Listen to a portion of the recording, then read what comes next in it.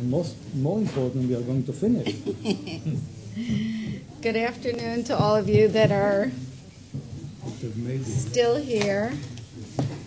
Well, we finally reached the most interesting topic. Regional security regime for the Middle East, which is another way of saying we're going to be talking about the WMD Free Zone Conference idea, basically. Three excellent speakers, of course. Ambassador Shimon Stein from INSS, Brigadier General retired Shlomo Brom from INSS, and Camille Grand.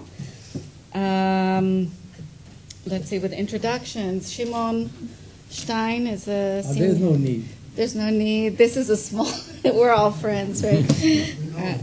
You all know Shimon, all know Shlomo. All know Camille. Camille has been introduced. Shall I introduce you? In any case, Shimon is going to be talking about security asymmetries in the Middle East, Shlomo on principles for a regional security regime, and Camille Grand, I think of you as sort of being, your head gets lower and lower because of these Middle East people that are resisting talking about WMD free zones, and now it's already a distant dream. And with a question mark. There's a question mark. So you mean it might be a closer dream? Or it might even you don't have my answer away. yet. In any case, just before I turn the mic over to Shimon, I did want to make 2 points about the WMD Free Zone Conference idea that I think are just important to keep in mind. Bruno said before that WMD Free Zone, I think, was key to the success of the 1995 RevCon and the Review and Indefinite Extension Conference. And I think we need to remember how it got on the agenda.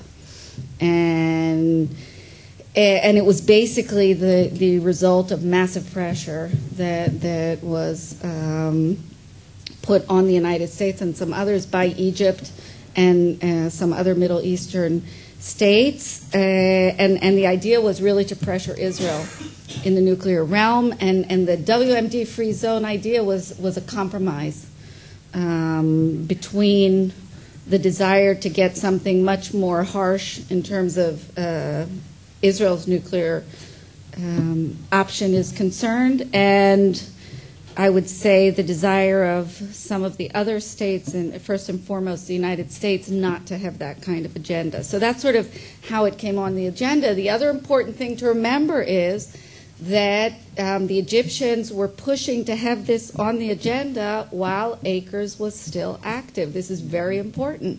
ACRS was a forum where arms control and regional security was being discussed. Okay, so it wasn't that there was this, lacuna and there was no discussion and there was such a need to press and get this on the agenda of the NPT. The ACRS regional dialogue was on track, and that's where these issues could have been discussed. The final thing to remember about the WMD free zone idea that was included in the special resolution on the Middle East in the final document of the 1995 Review and Indefinite Extension Conference is that it was connected to the peace process. If you look at the resolution, you will see in the first clause, it's connected to the peace process. We were in a very different situation in the early 1990s. Now when this idea is being discussed, I would say that most people, even those that are very well informed and are discussing this issue, have forgotten that. But it's very important. It was connected to a specific context where the peace process was ongoing, and it was specifically linked to that peace process in the context of the resolution. So when we talk about this idea, I think we have to remember these facts about how it got on the agenda. And now I will turn over the mic to Shimon.